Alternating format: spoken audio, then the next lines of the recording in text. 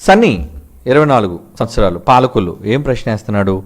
బీవైలో ఉన్న మరియు ఇతర ఎందరో సహోదరుల్లో అనేకమైన సందేహాలకు బైబిల్ నుండి మీ ద్వారా చాలా ఖచ్చితమైన వివరణ పొందుతున్నామని చాలా క్లియర్గా అందరికీ అర్థమయ్యే రీతిలో వివరిస్తున్నందుకు వందనాలు. Okay, thank you my dear. లేకపోతే ప్రశ్న, ఒక వ్యక్తి సత్యవాక్యం తెలుసుకొని బాప్తీసం తీసుకొని క్రీస్తులోనికి వచ్చిన తరువాత దేవుని పని చేసి కొంతకాలం లోకాశల్లో పడిపోయి పాపం చేసి తిరిగి తన పాపాలను తెలుసుకొని పశ్చాత్తాపపడి దేవుని వేడుకుంటే అతని పాపాలు క్షమించబడతాయా? 2, ఒకవేళ దేవుడు తన పాపాలు క్షమించి చేసిన పాపాలు తుడిచివేస్తే ఆ వ్యక్తి పాపాలు చేయక ముందు జరిగించిన దేవుని పనులకు ఫలితం ఉంటుందా లేక వ్యర్థమైపోతాయా? ఏమంటే 2 ప్రశ్నలు అడిగాడు తమ్ముడు. ఓకే, ఏంటి మొదటిది? ఒక వ్యక్తి సత్యవాక్యం తెలుసుకొని బాప్తీసం తీసుకొని క్రీస్తులోనికి వచ్చిన తరువాత దేవుని పని చేసి ఓకే కొంతకాలం లోకాశల్లో పడిపోయి పాపం చేస్తే వేడుకుంటే అతని పాపాలు క్షమించబడతాయా? ఏనా? ఇక్కడ జాగ్రత్తగా మీరు ఆలోచించాలి, అపార్థం చేసుకోకండి. ఎందుకంటే చాలామంది మా మాటలు వక్రీకరించేవారు ఉన్నారు. ఈ దొంగల బారిన మీరు పడకండి. ఏమండి, వాళ్ళకా ఓనామహాలు తెలియదు బైబిల్లో. ఏమండి, వాళ్ళు ఎవరో అసలు ప్రపంచానికి తెలియదు, కానీ వాళ్ళు ఎంతసేపు పుకార్లు పుట్టించడం, లేని వార్తలు పుట్టించడం, ఎదుటి వ్యక్తిని గురించి దుర్మార్గంగా మాట్లాడడం, ఏమండి వాక్యాలను గురించి భిన్నంగా బోధించడం, ఇదే వాళ్ళకి తెలుసు. కనుక వాళ్ళ మాటలు మీరు వెనకండి, బైబిల్ ఏం చెప్తుందో మీరు తెలుసుకోండి. ఏనా? రైట్. ఇప్పుడు సహోదరుడు అడిగినట్లుగా ఒక వ్యక్తి బాప్తీసం తీసుకొని క్రీస్తులో వచ్చిన తర్వాత బాగా పని చేస్తాడు. పని చేసిన తర్వాత పడిపోయే భ్రష్టత్వంలోకి వెళ్ళిపోయే అవకాశం ఉందా? ఉంది. ఎలా చెప్పగలం మనం? పౌలు గారు ఒక మాట అన్నారు. ఏమన్నారు? అందరికీ సువార్త ప్రకటించిన తర్వాత, కొరింథీయులకు రాసిన మొదటి పత్రిక 9వ అధ్యాయం 27వ వచనం చూడండి. ఏమండి, అపోస్తలుడైన పౌలు కొరింథీయులకు రాసిన మొదటి పత్రిక 9వ అధ్యాయం 27లో ఏమంటున్నాడు చూడండి. అక్కడ గాలిని కొట్టినట్లు నేను పోట్లాడుటలేదు, కానీ ఒకవేళ ఇతరులకు నేను ప్రకటించిన తరువాత నేనే భ్రష్టుడనైపోదునేమో అని నా శరీరమును నలగగొట్టుకుని లోపరుచుకొనుచున్నాను. అంటే భ్రష్టత్వంలోకి వెళ్ళిపోయే అవకాశం ఉందా? పౌలు గారే అమ్మో అంటున్నారు. అమ్మ బాబోయ్. కనుక క్రీస్తుని నమ్మిన తర్వాత భ్రష్టుడిగా మారదనో, ప్రభువుని నమ్ముకున్న తర్వాత దైవభక్తులుగానే చివరి వరకు జీవిస్తారనో ఎవ్వరి మీద నమ్మకాలు పెట్టుకోకండి. పౌలే డౌట్ అంటున్నాడు. నా మీద నాకే డౌట్ వేస్తుందండి. అందరికీ సువార్త ప్రకటించిన తర్వాత నేను భ్రష్టుడిని అయిపోతానేమో అంటే ఆయన మీద ఆయనకే సందేహం. అంత మహాభక్తుడి మీద ఆయనకి సందేహం ఉన్నప్పుడు మనం ఆయనంత గొప్ప భక్తులం కాదండి. మరి మన మీద ఇంకెంత డౌట్ ఉండాలి చెప్పండి? కనుక ఎప్పుడైనా మనం పడిపోవచ్చు. లోకాశల్లో పడి పాపం చేస్తే తిరిగి తన పాపాలను తెలుసుకొని పశ్చాత్తాపడితే వెరీ గుడ్, ఇది ఇంపార్టెంట్. ఏమండి, ప్రభువుని నమ్మిన తర్వాత తప్పు చేయకుండా ఉన్నావా? Wonderful, very good, God bless you. ఒకవేళ ఏమైనా పొరపాట్లో తప్పిదంలో పడిపోయావా? ఆ తప్పిదంలో కొనసాగాలనుకోవద్దు, నువ్వు పశ్చాత్తాపడు. తప్పిపోయిన కుమారుడు ఉన్నాడండి.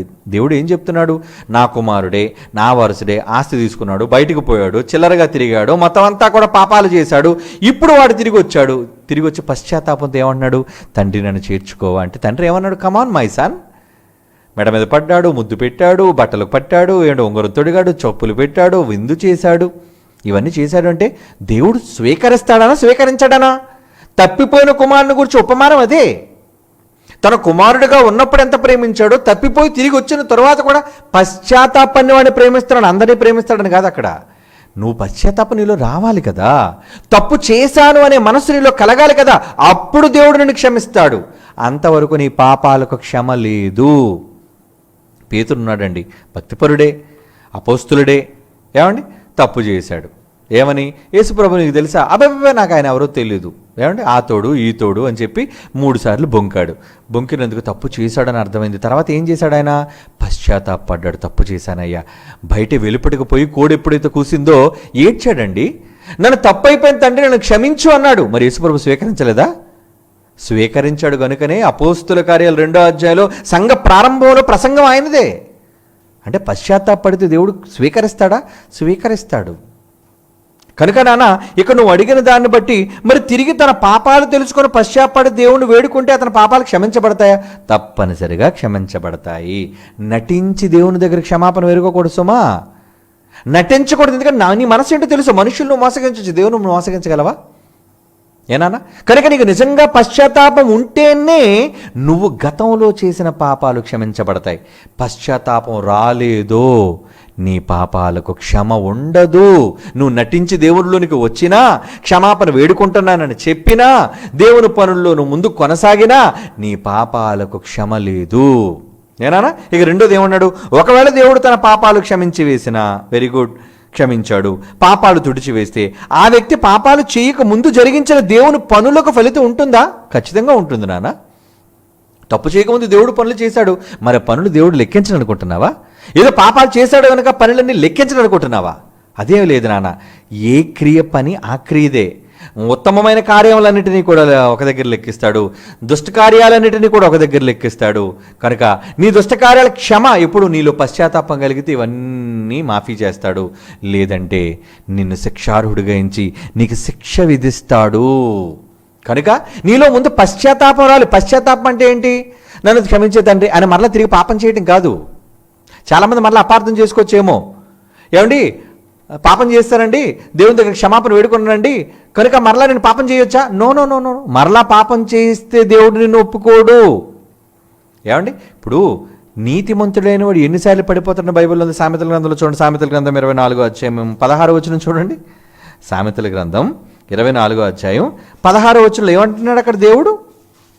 ఏనా? సామెతల గ్రంథం 24వ అధ్యాయం 16వ వచనం, ఆ నీతిమంతుడు 7 మార్లు పడినను తిరిగి లేస్తాడు. ఎవరు లేపుతారు అతన్ని? దేవుడు లేపడానికి శక్తిపరుడు. ఆయన లేవడం దేవుని సంకల్పం అయితే ఆయన లేస్తాడు. నీతిమంతుడు అంటే 7 సార్లు కూడా పడిపోయే అవకాశం ఉందా? నీతిమంతుడే 7 సార్లు పడిపోయే అవకాశం ఉంటే ఏమండి, కనుక పడిపోను అని నువ్వు అనుకోవడం ఎందుకు అనుకుంటున్నావు? నువ్వు అంత ధైర్యం ఉందా నీ మీద? నేను పడిపోనండి అని నువ్వు ఏ ధైర్యంతో చెప్తున్నావు? ఏమో పౌలంతటి వాడే అందరికీ ప్రకటించిన తర్వాత నేను పడిపోతానేమో, భ్రష్టుని అయిపోతానేమో అని భయపడుతున్నప్పుడు నీకెంత భయం ఉండాలి? కనుక భయంతో నీ పనిని జరిగించాలి. ఒకవేళ ఎప్పుడైనా తప్పిదోలు అనుకోకుండా నువ్వు పాపంలో పడిపోతే చేసిన పాపాలకు పశ్చాత్తాపడు. దేవుడు క్షమిస్తాడు. ఆ పశ్చాత్తాపం హృదయపూర్వకమైనదై ఉండాలి. అయితే పశ్చాత్తాపడిపోయిన కాదు మళ్ళా పూర్వ పాపాలను నేను కొనసాగిస్తానన్నది కాదు. అక్కడ వాటిని విడిచిపెట్టి మరలా నువ్వు మంచిలోనికి వెళ్ళి సన్మార్గంలో నువ్వు దేవుని క్రియలలో నువ్వు ఉంటే అప్పుడు నీ పూర్వపాపములన్నిటినీ కూడా ఆయన క్షమిస్తాడు, రద్దు చేస్తాడు, తీసేస్తాడు. ఏమండి, నీ పాపములకి ఎన్నడూ నువ్వు జ్ఞాపకము చేసుకుని ఇశ్రాయేలు కోసం అదే కదా అన్నాడు. ఎంత దుర్మార్గం పని చేశారండి, ఎంతగా దేవుణ్ణి బాధ పెట్టారండి, ఎంతగా దేవుణ్ణి ఇబ్బంది పెట్టి కష్టపెట్టారండి.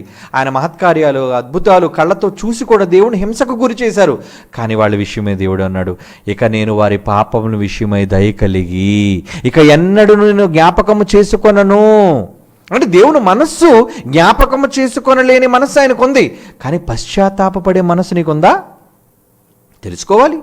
పేతురు పశ్చాత్తాపడ్డాడు, తిరిగి వచ్చాడు. తప్పిపోయిన కుమారుడు తప్పు చేశాడు, పశ్చాత్తాపడ్డాడు, తిరిగి వచ్చాడు. మార్కు ఒకసారి తప్పు చేశాడు, వెళ్ళిపోయాడు, మరలా పశ్చాత్తాపడ్డాడు, తిరిగి చేర్చుకోమన్నాడు పౌలు సంఘంలో. అంటే ఇవన్నీ ఎందుకు చేస్తాడు? నువ్వు క్షమాపణ కోరుకోవాలి, నీ మార్పు నిజంగా పవిత్రమైనదై ఉండాలి. అప్పుడు దేవుడు క్షమించడా? ఖచ్చితంగా క్షమిస్తాడు నాన్న. కనుక క్షమిస్తాడు అని తప్పు చేయకండి. అనుకోకుండా పొరపాటు జరిగితే ఆ పొరపాటును సరిదిద్దుకొని దేవుని పనిలో ముందుకు వెళ్ళడానికి చూడండి. ఓకేనా? కనుక దేవుని పనిలో ఎల్లప్పుడూ ఆయన పని కూర్చి ఎక్కువ ఆలోచించండి. ఎదుటి వాళ్ళ పాపాల కోసం ఆలోచించకండి, మీ పాపాలు చేయడం కోసం కూడా ఎక్కువ ఆలోచించకండి. మీరు దేవుని పనిలో ఎక్కువ బిజీ అయిపోయారు అనుకోండి, ఇంకా తప్పులు చేయడానికి అవకాశం ఎక్కడ ఉంటే చెప్పండి. కనుక ఎక్కువగా తండ్రి పనిలో మీరు బిజీగా ఉండడానికి ప్రయత్నం చేయండి. అంటే తీరిక లేకుండా. ఏమండి, పొద్దు నుంచి సాయంత్రం వరకు డిపార్ట్మెంట్లో కష్టపడి అలిసిపోయేవాడు ఇంటికి వచ్చి అన్నం తిని అలా పడుకుని పోవాలనుకుంటాడు, కానీ ఎక్కడికి వెళ్ళి తప్పు చేయాలనుకోడర్రా. ఎందుకంటే తప్పు చేసే ఓపిక ఆయనకి లేదు, తప్పు చేసే అవసరత ఆయనకి రాదు. అంటే లోక సంబంధమైన పనిలో అతను బిజీ అయిపోయాడు. అదే దేవుని సంబంధమైన పనిలో మీరు బిజీ అయిపోతే తప్పు చేసే దాని గురించి ఆలోచించరర్రా. అందుకే అన్నారు కదా పెద్దల, an evil man's mind is a devil's workshop అన్నారు. అంటే ఖాళీగానే ఉన్నావు అనుకో, లేని దుష్ట ఆలోచనలన్నీ నీ దగ్గరికి వస్తాయి. కాబట్టి నువ్వు ఖాళీగా ఎందుకు ఉండటం? ఏదో దేవుని పనిలో ఎంగేజ్ అయిపో, ఏదో దేవుని పని పెట్టుకో, ఏదో దేవుని పనిలో ఇన్వాల్వ్ అయిపో. ఎక్కడ దేవుని పని జరుగుతుందో అక్కడ నువ్వు వెళ్ళిపో. అదే దేవుడు మీకు ఇచ్చే గొప్ప అవకాశం. కనుక నాన్న, తప్పనిసరిగా మీరంతా ఎక్కువ దేవుని పనులు ఉండడానికి ప్రయత్నించండి.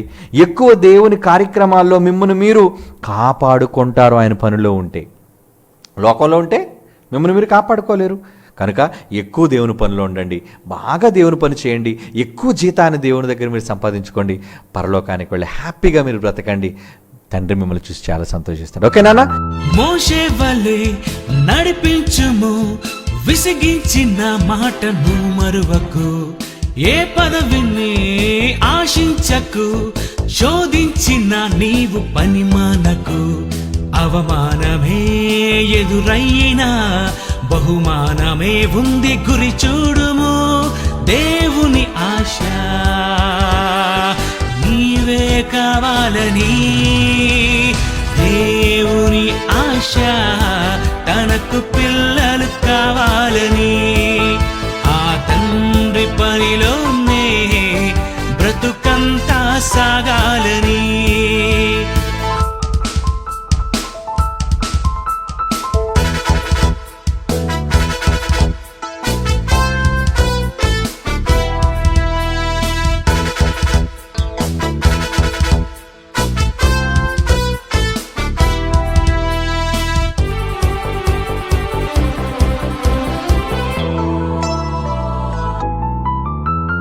ప్రభు యేసులా పని చేయుము, సాతాను శోధిస్తే ఎదురించుము. లోకాశలే కలిగించిన వాక్యానికే నీవు తలదించుము. తల్లిదండ్రులే వదిలేసిన మన తండ్రి పని మీదే ఉండాలని, దేవుని ఆశ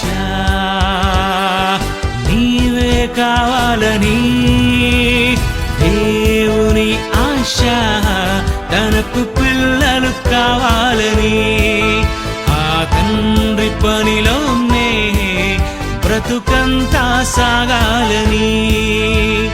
ఈ సృష్టి కలిగించి నడిపించినది దైవమే, ఈ భూమిపై ఉన్న నరులంతా తన పిల్లలే. నీకోసమే ఎదురు చూశాడని, ఈ తరములో నీవు రావాలని, తన మహిమకే కీర్తి తేవాలని నేస్తమా. దేవుని ఆశ తనకు పిల్లలు కావాలని, ఆ తండ్రి పనిలోనే బ్రతుకంతా సాగాలని. దేవుని ఆశ తనకు పిల్లలు కావాలని, ఆ తండ్రి పనిలోనే బ్రతుకంతా సాగాలని. ఈ సృష్టి కలిగించి నడిపించినది దైవమే, ఈ భూమిపై ఉన్న నరులంతా తన పిల్లలే.